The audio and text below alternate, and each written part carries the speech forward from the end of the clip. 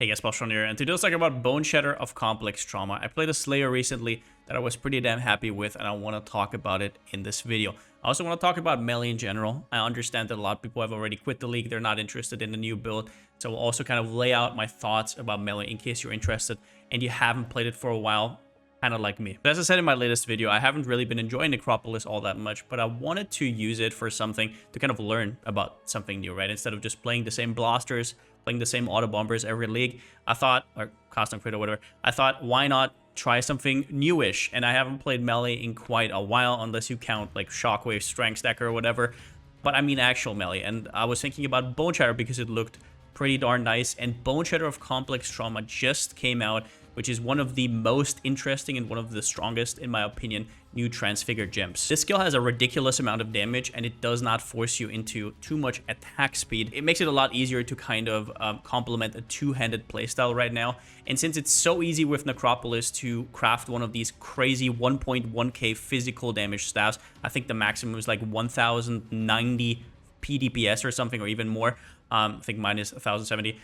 I just thought, why not just try it out? If at any point you want to try out high-end melee, it's this league. Now, I know Slayer versus Jugg is a long fight going on between certain camps, especially in hardcore, but I want to give my 2 cents to that as well, especially in the softcore hardcore divide. But yeah, in general, I'm just happy I tried out endgame melee builds, kind of adorned, just put everything in, because even on the Slayer Shockwave where I went strength stacking, I didn't go all out, right? I didn't go a crazy investment back then.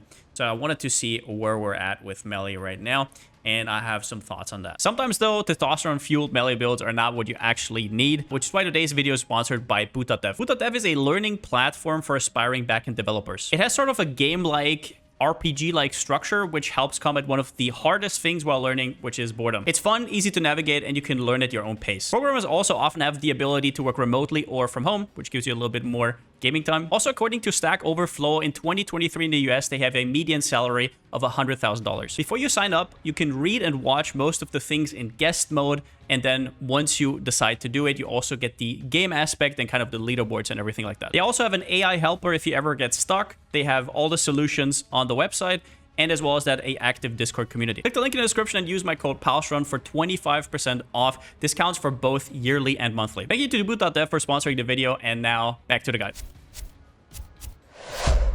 But first, let's talk about Boneshatter of Complex Trauma right here. And I guess the best comparison would be in PoB, because this is only a level 1. If we look at 21 gems, there is a lot of similarities between the normal gem and Complex Trauma. They have the same base damage and attack speed, the same added flat damage, same AoE scaling. So if you look right here, added flat fizz, same thing, melee strike range. The pulse has increased AoE per stun duration up to 400. The attack speed up top and the base damage all the same. What differentiates them is Boneshatter of Complex Trauma has a cap of 9 maximum trauma stacks, and that's because it says at 10 stacks, it removes all stacks, which means that you can only really ever reach 9. So your average damage is, as you might think, 4.5. However, in theory, you can make it so your attack speed is only ever good enough to get exactly to 9 trauma stacks before the first run runs out, so you can never reach that 10 stack, so you can be permanently on 9. Now, this is something you can definitely do, especially if you want to do something like bossing. If you feel like you're going to be standing there a lot, if you're doing simulacrums, I think that is a great idea. For mapping, I actually don't think that's the best way to play it, because you're going to be an absolute snail. But this is something that you can do. And if you go to calcs right here, Boneshatter of Complex Trauma will actually tell you how much you can sustain. I just threw it in right here. So if you go to skill type specific, it says sustainable trauma 7. If you get this to exactly 9 and not to 10, it will in theory never fall off. You can also work with stuff like less duration, all of that good stuff. I didn't end up doing it because I didn't have a exact purpose, but this is something that you can play around with. I'm saying less duration because one of the issues with just leaving it at 9 stacks without doing anything else is it still has the long ramp up time. So if you're going for that, I would highly recommend actually getting more attack speed and then using less duration or reduced duration from somewhere. But just to be clear, this is not what we're doing. We're doing a very safe, very normal setup, just so you know. Now, you also take more damage per trauma but since you don't stack it up as hard, this will never get to the same amount as, for example, Boneshatter, which makes it a lot more forgiving for something like a Slayer and gives it a lot more openings to be played on a Slayer. But when it comes to should you do Boneshatter or Boneshatter of Complex Trauma, it is basically just a math equation that you have to do yourself and kind of figure out. Boneshatter takes way longer to ramp up. That is also something you have to realize. However, if you use multi-strike, it takes just as long for Boneshatter of Complex Trauma. You might also say the fact that you can use multi-strike on Boneshatter of Complex Trauma is an upside or a downside because you are kind of auto-targeting, which for my taste felt really good. But if you want to have a very dumbed down answer, I can also just say two-handers are usually better for Boneshatter of Complex Trauma. Meanwhile, if you have attack speed stacking shenanigans or quality stacking shenanigans, you should definitely go Boneshatter. Another thing I did is I actually stack endurance charges, maximum endurance charges. I have up to 11, and I'm using the Brutal Charge belt. Now, as a lot of you already know, with Ralakesh's Impatience, you can have both endurance charges and brutal charges, which allows me to use Arn's Anguish for triple damage. So 3% chance to deal triple damage per brutal charge. I have 11 endurance charges, so that means once I have everything up, I have 11 times that, which is very strong. But don't get me wrong, it is not like this is that much better than Mage Blood, especially when you want to be fast and you want to have that extra movement speed. Sure, you have Leap Slam, right? You can just Leap Slam around always, and in a map it's going to be way better because a lot of my attack speed comes from attack speed on crit from Jules. But if you want to have stuff like actual movement speed or like hideout movement speed, anything like that, you will have to go Mage Blood, which can be a little bit awkward though because you do want to use two unique flasks, which is either Progenesis and Aureus and or Progenesis and Worm Flask. Worm Flask meaning Writhing Jar right here, which is used to have recovery from Slayer while you're out of combat. Plus it activates on-kill effect from Slayer. In terms of defense for the build, this is one of the most important things for a melee build, of course, because you're in the midst of things. I went for a little bit of a mixture of a lot of things that I was seeing. So a lot of these builds do actually not use spell suppression, which I think is a mistake. I think it is actually possible to fit into the build, but it is quite expensive to do so. So that 100% spell suppression is very important, even for a build that goes to the left side of the tree. With enough gear, you can do it. You will also need an Utmost though. My Utmost is ridiculous. You don't need that Utmost. As you can see right here, I still have some tattoos open for extra spell suppress, but it definitely helps. We're also using 50,000 armor with Molten Shell. I only have 50,000 armor while Granite Flask is up. That's because I'm not Mage Blood, right? If you're Mage Blood, you don't really have any problems whatsoever, but while Granite Flask is up, I have that 50k with Molten Shell whenever it's up. I'm also using Xibaqua from A Glorious Vanity right here for Divine Flesh, which I guess it's easier to understand what it is if I just type in Divine Flesh right here. So I get Divine Flesh Keystone from Xibaqua Glorious Vanity. And how this works is basically it gives you maximum Chaos resistance, and it makes it so 50% of your ally damage is taken as Chaos. Now, the all damage bypass energy shield doesn't matter, but basically what you're doing is you're kind of making armor scale twice. So basically you are distributing the damage between Chaos and Elemental, and 10% of your armor will get applied to that damage. What a lot of people are doing is they're actually using 4th Vow in their body armor slot, and I think that is a very good idea, especially on a Jugg. On this one right here, it didn't really feel like I was fully building into it. It was just something I added last second because it helped out a lot with tier 17 maps. But we also have to sustain our self-damage, and just 50k armor and a little bit of cute overleach from Slayer is not going to do that, right? You also have to have a ton of physical damage reduction. Now, I get to 78% PDR right here, which at this point, Abysses is basically not a downside anymore, which is quite strong. The way you get 78% phys damage reduction, by the way, is first up you have endurance charges, which is 44%. I'll just write it down real quick. Yeah, 44% from endurance charges. Then you have 22% from Enduring Cry, and Enduring Cry is actually up permanently. And we achieved that with the Warcry cooldown recovery tattoos. There's nothing new. A lot of people are doing it right now, but it's a very cute trick. And Enduring Cry gives you 2% PDR per endurance charge. There are some builds that actually scale Warcry buff effect, but in order to get from 2%, let me actually real quickly check where it is. In order to get from 2% physical damage reduction per endurance charge to 3%, you actually need 50% effect, which is not feasible for us, so I didn't even go for it. But if you can get there, you can get very close to 90% PDR. The build would look completely different at that point though, And then we're also getting 8% from our body armor. Obviously, body armors like this are not as hard to craft as they usually are because of Necropolis. And we also have 4% right here from Automaton Studies from Glorious Vanity. We also have 83 max res. Now, currently on the version I'm currently running, I only have my Chaos res cap whenever Progenesis is up, but usually this should not be really a thing.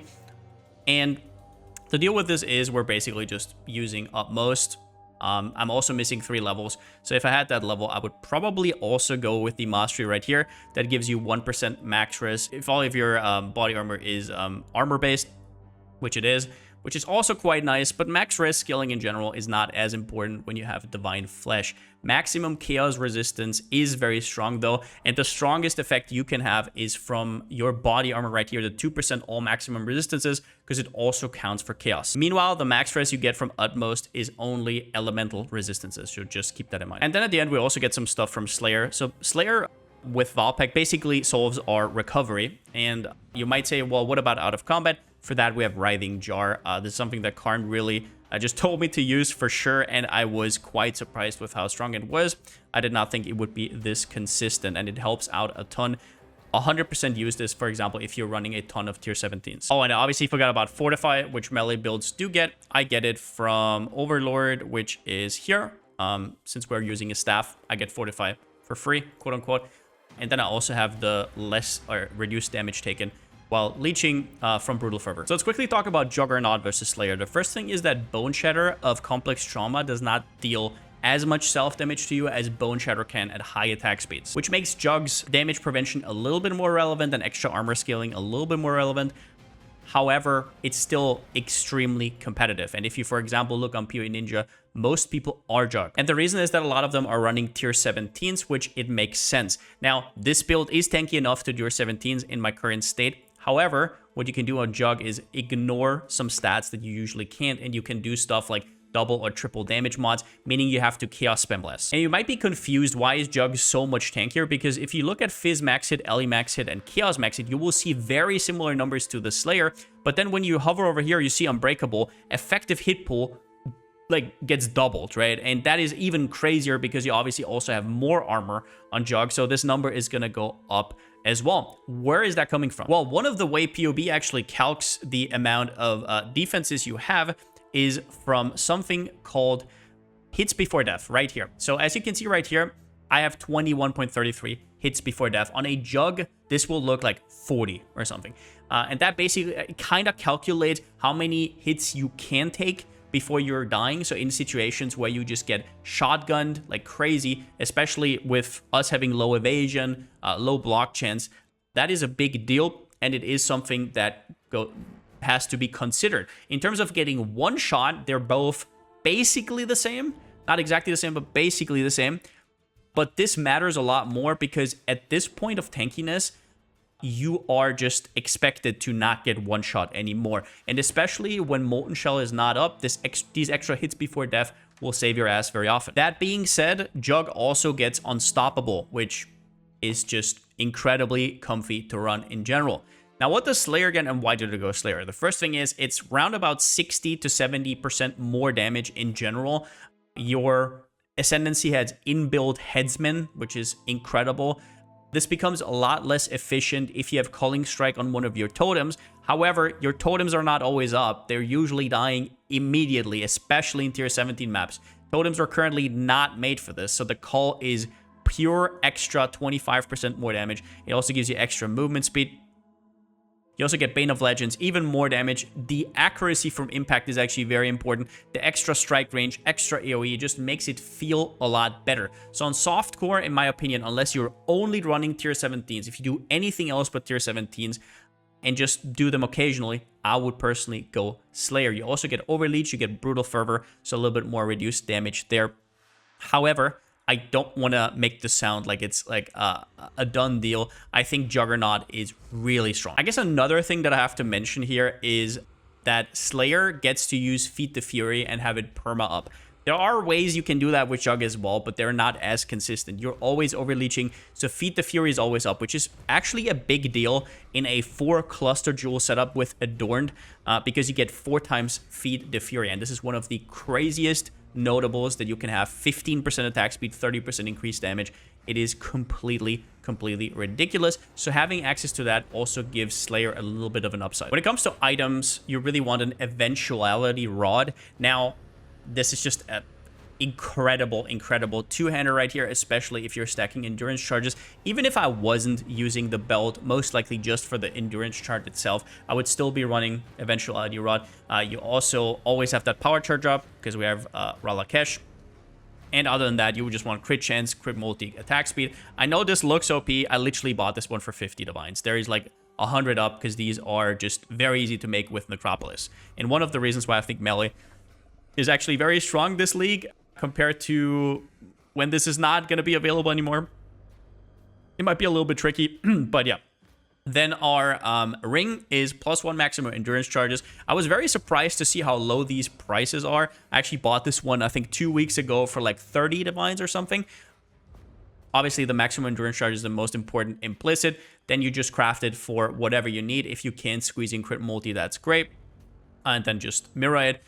Utmost is, I think, GG, but there is also Strangle Gasp setups that I want to shout out because you can get stuff like Panopticon, you can get stuff like additional Curse, and you can get a lot of extra damage with that. Something you'll have to POB yourself, especially if you want to go for that 9 trauma stack breakpoint. The attack speed from Utmost might actually brick you. Then we're playing Abysses. Big warning right here. If you want to play stuff that includes minus PDR, so I don't know, for example, altars, or you actually want to run, you're a madman and you want to run certain mods in tier 17s, which I would not recommend, cut the Abysses. Abysses works because you have so much PDR. If that is not up, or if you think you're going to run a lot of buffs expire faster or less cooldown recovery or anything like that, and your Enduring Cry is not going to be up permanently, also an issue. Abysses here is one of the choices is because I got this Abysses with Malediction implicit, which is very hard to get. You can also get reduced reservation. You can get a little bit of extra life, but that was the main purpose. Also, if you get Spell Suppress on your helmet, you just get a normal rare helmet. You can also get to Spell Suppress cap easier without having to get a crazy Utmost. So by no means is Abysses a no-brainer. Body armor, you need that Spell Suppress. You need PDR. Chaos Res you can get wherever. We don't have any life mods because we're using Life Mastery, obviously. The Fizz taken as fire and taken as lightning is kind of like an ode to certain mods that do actually devalue my armor and devalue my PDR, so I have a little bit against that. But you might look at POB and see that this is actually a downside. Just know that in the situations where you need it, it isn't. For our gloves, same thing. Spell Suppress, whatever you need to fill attributes, resistances. Damage while leeching is a nice prefix. You definitely want 2 additional strikes. You want the Impale chance. These are super important. So you don't have to use something like Ancestral Cry. You can still use Ancestral Cry if you have enough damage in your clear setups, but 2 additional strikes usually are enough. You can also go for Tribal Fury, 3rd additional strike. I thought it was completely useless. I did not really feel a difference, I'm going to be honest. As for belt, either Arn's Anguish or Mage Blood. You can also go for a Headhunter setup, but that would look quite different. You can look on PoE Ninja. There is actually a lot of versions with Hatred. They can use Headhunter, so they're basically just Fizz as scaling like a lot of spellcasters usually do, which is very strong for mapping as well. I just went for Impale, also because I have a crazy Watcher's Eye. But yeah, so for Arns, the best implicit is probably Skill Effect Duration. This helps your Molten Shell, this helps your Trauma, and it does help your Enduring Cry. So that is very strong. It makes it so you don't have to use as many tattoos as you might need to get that perma Enduring Cry up. It gives you +1 endurance charges. It gives you max life. It's just a very strong build, but it does have to compete with Mage Blood. That's something you have to figure out for yourself. For flasks, if I'm doing easy maps, I'm just subbing in Orefs, and it's not really that big of a deal. But for example, it overcaps my resistances. For stuff like altars, it gives me a little bit of exploding, which helps a little bit. And I don't need Writhing Jar if I'm killing stuff anyways. Writhing Jar is there against bosses, and it's there for tier 17s for whenever you're not killing something. Your leech takes like 10 seconds and then it runs out. So if those periods are going to happen to you, Writhing Jar is very strong. For Genesis, quite strong. Make sure in a lot of cases. For me, not really, because I'm just mapping. But if you want to be safe, you should definitely be capped without Progenesis. Just pointing that out there. Quicksilver Flask with movement speed. We have very low movement speed, but just leap slamming around. It's still nice to have. It's not necessarily needed, but it's still really nice for looting. Granite Flask with percentage armor. And then Diamond Flask, we don't need the extra crit, so we go for attack speed. Just makes it feel a lot better. For gem setups, I'm going Boneshatter of Complex Trauma with Awakened Brutality. Once again, if you're using Headhunter and you can't really go Impale, because you're going to scale a ton of Fizz as extra. You don't want to go Brutality, just pointing that out right now. Otherwise, Brutality is GG. Awakened Melee Fizz, Endurance Charge on Melee Stun. This one is incredible. It also gives enemies have reduced enemy stun threshold, which is ridiculous. It has increased stun duration. It gives you more damage per Endurance Charge. It's just an absolute no-brainer. Awakened Multi-Strike is very strong. It keeps you in place longer, but in general, it feels very good with high attack speed, which is also why I don't do the whole only get to 9 trauma stuff. And Ruthless, because it also helps a lot with clear. Every third hit will have a Ruthless bolt, which is a lot more AoE because it has better base stun duration. We also have Precision on an Arrogance right here, so I reserved this from life. I have a Leap Slam with faster attacks just to get around faster. I have D-Term, Dread Banner, which is basically just there for the extra. Usually you just use it for extra chance to evade because it reduces enemy accuracy. On this build, we only have like 30% chance to evade, which is still not nothing, right? That's still fine. But we're using it obviously for the Impale stuff. And we have Pride right here. So when you are next to an enemy for longer, they take more damage. And I think for this build, you need a 4 and light. Then we have Increased Duration, Enduring Cry, and Call to Arms. This is something you'll have to figure out for yourself. If you go to calcs right here, you can actually go up. You can go to Enduring Cry right here, and it will tell you skill cooldown and skill duration. If your skill cooldown is lower than your skill duration, you know you have perma uptime. Very nice. Just don't forget to reroll stuff like reduced cooldown recovery, and then you're all good. I have Ancestral Warchief here. We are only using it as the Val version because we do get that maximum number of totems. We cannot place both normal ones down at the same time, just so you know. We have Ancestral Protector with Maim right here. And then we have Life Tap, and we have basically on our Cast of Image Taken setup, we have Vulnerability and Molten Shell. Basically auto-casting our Vuln because we're self-damaging ourselves, and our Molten Shell.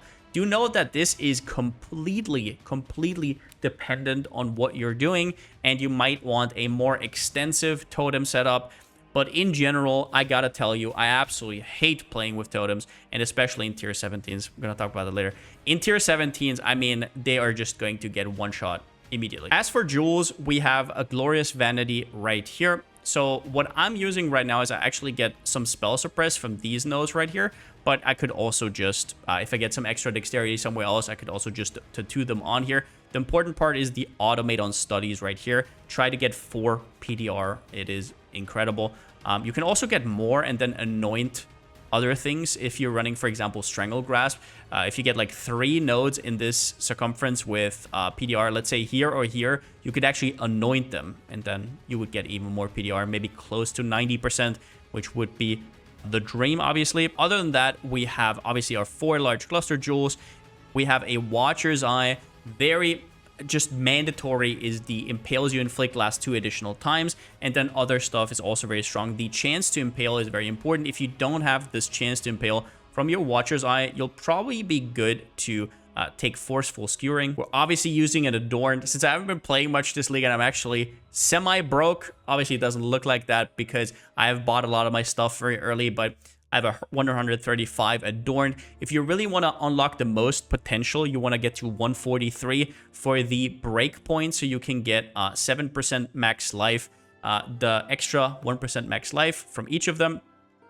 As for our Adorned jewels, we're using a combination of Murderous Eye jewels and just Crimson jewels. The Crimson jewels are there for max life and crit multi, and the Murderous Eye jewels are there for max life and usually max life and attack speed if you've dealt a crit recently.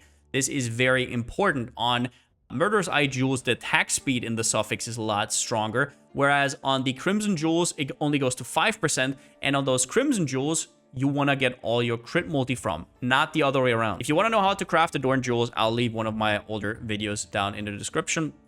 One of the reasons we're also using those Murderous Eye Jewels is for Tekrot's Gaze. The best way to do this would actually to have an Abyssal socket in your gloves so you can basically free up an extra socket here, because it's not a magic jewel. You would actually open up another magic jewel for your passive tree. That is GG. At that point, my currency kind of ran out, right, its course. So just so you know that. But it gives you 200% increased crit chance. It's also a quote-unquote easy way to get Reservation Efficiency or Corrupted Blood, whatever you need. As for Ailment of Void, let me actually check where I put that in. Ailment of Void should be probably here.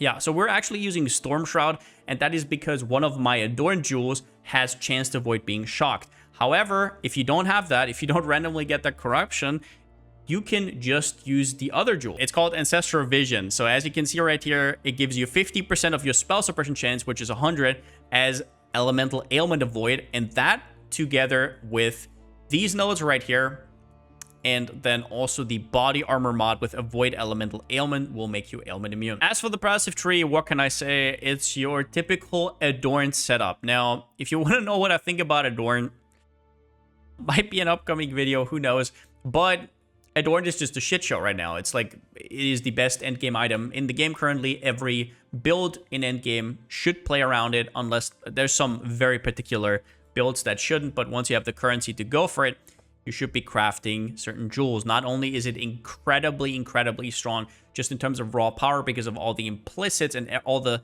It's also incredible because of all the problems you can fix. For example, you just get a 100% chance to avoid bleed with one jewel, right? There's just so many things that you can do as long as you're crafting these. You can fix your accuracy, fix all your crit multi needs, fix your attack speed needs.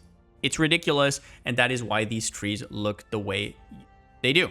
The only thing that aren't like large cluster setups are obviously Valpact, Divine Flesh right here, some life nodes along the way, although I don't even take all of those. I don't even take stuff like Devotion, just because it's better to go up here and grab another cluster jewel, because extra jewels can also mean a ton of extra life. It's not just about the damage. We're taking all the spell suppression right here. You might have to take a 4th point here, depending on, so for the chance to avoid elemental ailments, depending on your roll on the body armor and in general, but you just have to kind of map that out yourself. I'm taking, obviously, all the extra maximum endurance charges. I'm taking Disciple of the Unyielding. On the way, you're getting AoE and you're getting stun duration, which both account for your AoE. You get the damage per endurance charge. And other than that, I don't think there's anything crazy. Juggernaut, get extra Impale nodes depending on how much you need to get more. Very important here, the Critical Mastery for 100%. Increased stun duration, completely ridiculous. Do not forget this mastery right here. So your armor actually applies to chaos damage, which makes it incredible with Divine Flesh. That is an absolute no-brainer. 30% here just gives you a little bit of extra armor and evasion. Not the end of the world. My annoyance is Serpent Stance, but you can do whatever. If you want to go for single target damage and you think your totems will stay up, you can also go Panopticon. On paper, it's better. And other than that, it's just all about your large cluster setups. And for those, we're using 4 times Feat the Fury. And for the secondary node, 1 time we use Overload, so we can actually get Fortify for free. And then the other 3 nodes are all Graceful Execution. This node is beyond unbelievable. It just solves everything. It's like attack speed, accuracy, Dex it into crit chance. It is ridiculous, and you should definitely get that together with Feat the Fury. Now for the playstyle, it's pretty damn straightforward. Boneshatter is a pretty easy one. I prepped this one right here. Somewhere middling, it was in one of the stashes that I prepped for tier 17. This map right here, I mean, the bosses are not the best for this build, but it should be possible. Let's just see it real quickly. The build is really easy. You're just bone shattering, you're leap slamming around, you're placing your Ancestral Protector, and you're placing your Val Ancestral War Chief. Whenever your Molten Shell is up, it's up. Let me quickly put on, I guess, a little bit of sound, right? Okay, so let's just jump through to the boss. Important to note, in tier 17s, you really want to have a Writhing Jar. And that is because once you run out of your Leech, which can happen, especially if you're backtracking for loot at the end, it might be a little bit of an issue. But in general, it's okay. But yeah, So also one thing in tier 17s is especially if you want to do stuff like reduced flash charges and whatnot, you should 100% be chaos risk capped without progenesis. Otherwise, you're gonna get slaughtered at certain points.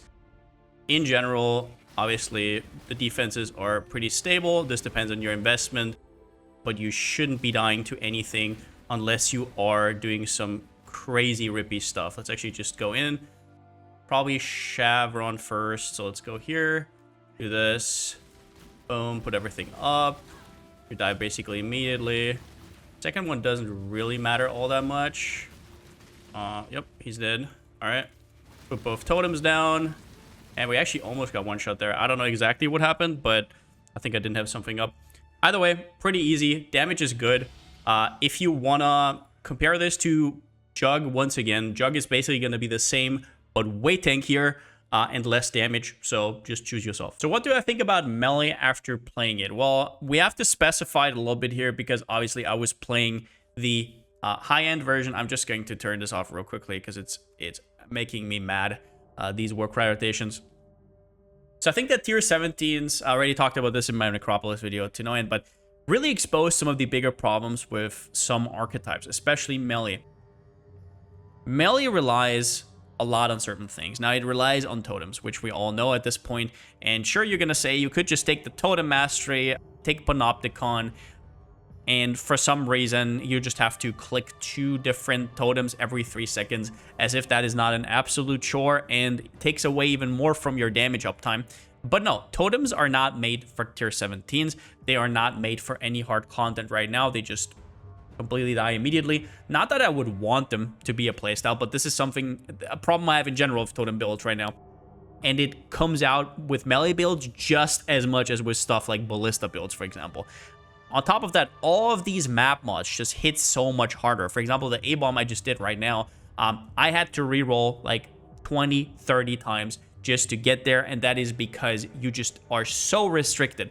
Every map mod can completely eviscerate you because you're always going to take hits. You have to jump there. You have to actually attack, and you have to be near enemies. That is a big deal, and you don't really, I mean, this is like duh, right? Everybody knows this, but it becomes so apparent how dangerous it is once you actually try it in a tier 17. I would say in order for you to understand these changes, I would just really play some kind of melee build to kind of make yourself familiar. Because if all you played all league was some range dude, or I don't know, cock DD, and that's all you played, and you make your you kind of make yourself an impression about tier 17s, you have to understand how crazy this is for some of these melee archetypes. It is ridiculous how you're actually gonna get pummeled. And even with all the defensive layers I put on this build, I'm still sometimes when I'm doing tier 17s thinking maybe I should have gone Jugg, right? And even on Jugg, I've seen people die. So it's insane. And not only that, but if you, for example, looking like Alkaiser is doing a lot of tier 17s. He's also rerolling a lot, obviously, but his build with the dual strike of ambiguity is very tanky, but he also knows everything about mob types, right? Like there's so much knowledge going into what you can take and what you can't take. So I can't even imagine, for example, doing a build like this on hardcore. The amount of knowledge and game feel you have to pilot a build like this is really overwhelming. I learned a ton of stuff because I kind of had to for playing melee, and it was quite interesting, quite a journey. Your damage uptime is abysmal, so this is something that for every melee player is like, duh. But for me, going from mostly playing ranged builds to melee builds, I just realized how often you get absolutely cucked by mob mechanics. You just have to jump around and just wait until you can do damage for like 3-4 seconds. Even on the tankiest of characters, it's ridiculous.